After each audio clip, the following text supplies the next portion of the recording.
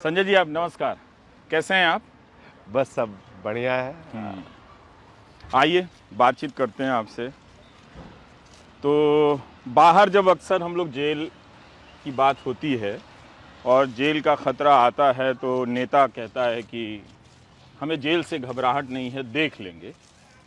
तब तक तो वो जेल नहीं गया होता है। जब जेल जाता है तब फिर उसको क्या दिखता है? फिर अपना वो उस तरह का साहस याद आता है या कुछ पंचर हो जाता है कि नहीं, ये तो कुछ ज़्यादा भयानक है। देखिए रवीश जी, अगर जेल के बारे में आप आज ही नहीं, हाँ। पूरे इतिहास में भी उठा के देखेंगे तो कभी भी जेल की किसी ने सराहना नहीं की। वो चाहे गांधी जी हों, वो जेल के अंदर अधिकारों के लिए लड़ते रहे, चाहे भगत सिंह जी हों, जेल के अंदर अधिकारों के लिए लड़ते रहे। नेल्सन मंडेला जी का मैंने पूरा उनका जीवन पढ़ा। वो भी जेल में जब रहे तो लंबे समय तक तो जेल में अधिकारों के लिए लड़ते रहे। तो जेल में कुछ बातें, कुछ बुनियादी ज़रूरतें होती हैं जिसके लिए कई बार लड़ाई लड़नी पड़ती है। लेकिन ये मैं ज़रूर कहूँगा कि पहले जिस तरह की जेलें थीं या जेल को लेके जो धारणा है लोगों के मन में कि वो चेकदार कुर्ता और पैजामा पहना के और टोपी पत्थर तोड़ते रहते हैं, हाँ। वैसा नहीं है। कैंटीन होती है जेल में, कबूतर पंजा होता है जहाँ पे कि कबूतर हैं, खरगोश हैं, वहाँ म्यूजिक रूम है, विपस्सना के रूम है, मल्टीपल पर्पज हॉल है जहाँ पे बैडमिंटन कोर्ट है। तो अब पहले की तुलना में काफ़ी सुधार है। फिर भी एक नेता के तौर पे आप सांसद हैं, कुछ ह्यूमिलिएशन तो हुआ होगा कि ह्यूमिलिएशन का तो जो सवाल है वो तो आपको मैं क्या बताऊं कि मतलब जो मुझे तो जो सामान्य कैदियों के भी अधिकार थे उस पर 11 दिन तक बैन था पूरी तरीके से। मुझे एक कोठरी में रखा गया जिसकी निगरानी 24 घंटे होती थी और दो पुलिस वाले होते थे, वो 24 घंटे की ड्यूटी में, और हर 15 मिनट पे 5 मिनट पे वो पूछते थे हाँ ठीक है, अंदर ठीक है, तो मुझे बोलना होता था ओके। कई बार सो रहा हूँ फिर भी बोलते थे तो उनको बताना होता था।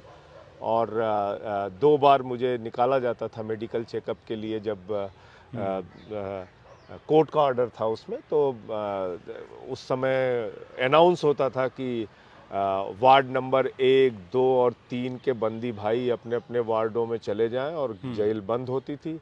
कर्फ्यू की तरह माहौल होता था और तब मुझे लेके जाया जाता था हॉस्पिटल में, मेरा मेडिकल चेकअप होता था और फिर मैं अपने इस पूरे प्रोसेस में आप फील करते थे कि अब आप एक कैदी हैं। बिल्कुल, वो तो कैदी है, ये तो एहसास दिलाया ही जाता है। और मेरे साथ तो उल्टा ये था कि जो सामान्य कैदियों के अधिकार हैं वो भी नहीं थे। मतलब 6 बजे जेल खुल जाती थी तो बाकी कैदी तो कहीं भी आ जा सकते थे, मेरे लिए वो इजाज़त नहीं थी।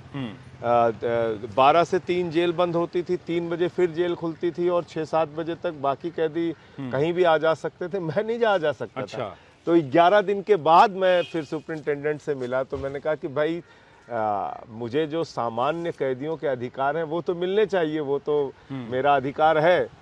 तो उन्होंने कहा कि मैं इस पे फिर ऊपर बात करूंगा। फिर जिससे भी उनकी बात हुई हो, फिर उन्होंने ये कहा कि भाई जो समय बाकियों के खुलने का है वो उस समय ये कहीं भी आ जा सकते हैं और इनके साथ सिपाही रहेंगे।